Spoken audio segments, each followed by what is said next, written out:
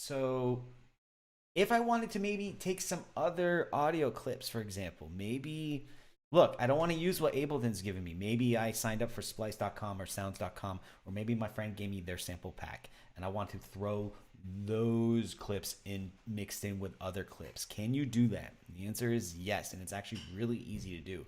So I have some loops from some friends, and let's say I want to use some of those loops that are not associated with Ableton that I've purchased or downloaded from various other third-party resources. Can you click and drag those clips in? The answer is yes. So let me preview a sound for you. Okay, and maybe I could use something like that, or maybe I could use some like maybe a percussive tambourine that my friend put together. Cool. All I have to do is click and drag below like this, and it will automatically load it into a audio track. But let me just point something out here. This is important. So you're seeing this percussive loop in here, right? Hit tab. You'll see in the arrangement or in the session view, you will see the track title bar, but not an extra copy. Okay.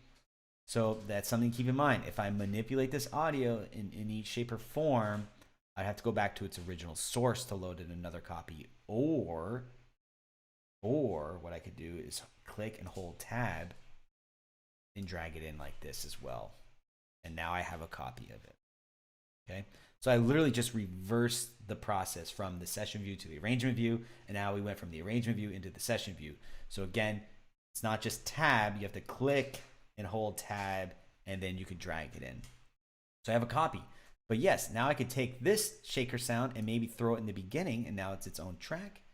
And maybe I want to further manipulate it here's a fun one. This is reversing. So you can actually reverse the audio, play it backwards. It'll sound like this. Let me go ahead and turn it down.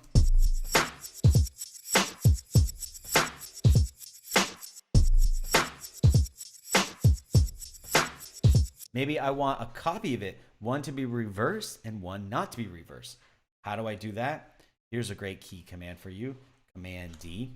You could also do it the standard way, which is Command C and Command V on Mac, Appletosh, Command P or Command C for Windows. But I could take this reverse copy and then unreverse it, and then maybe do things like this where I say, okay, let's rename it. This is the reverse one. This is the OG original, and then maybe for fun I'll mix and match these where you have the reverse one come in right at the tail end of the clip. I can highlight the whole section and hit Command D, so now it sounds like this.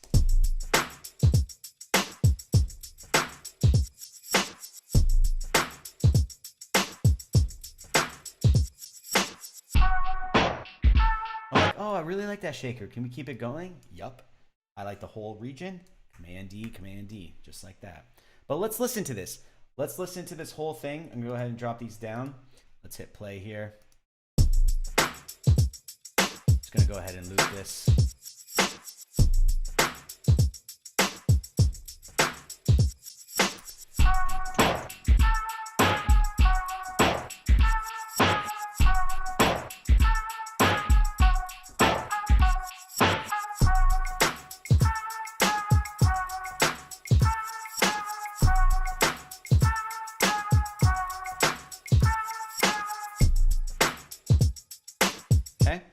So yeah, a little preview for you. And what I like to do, again, to kind of further explore these ideas, change the tempo. What would it sound like at 121 beats per minute?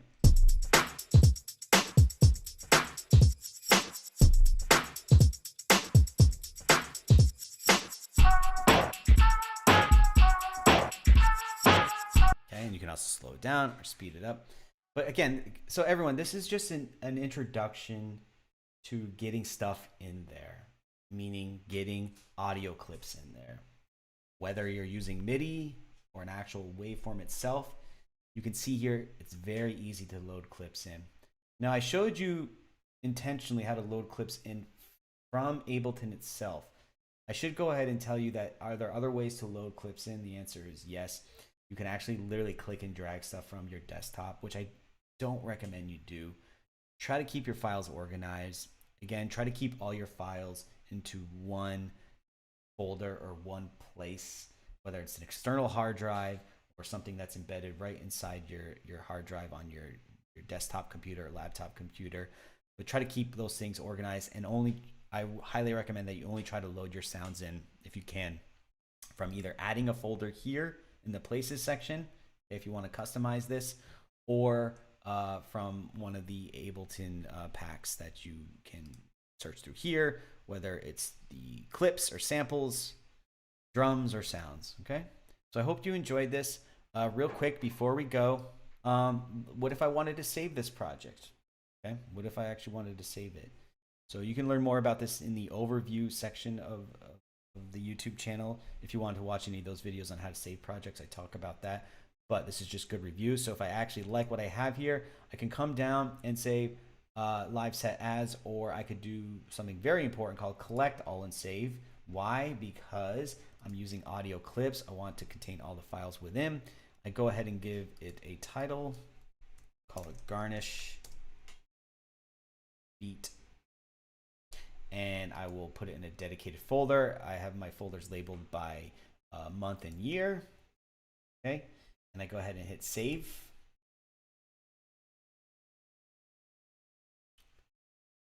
And that's it. Hopefully it saves. It should save. Drum roll. Yeah, it's saving. Okay, guys. So thank you again for tuning in. Till next time, take care.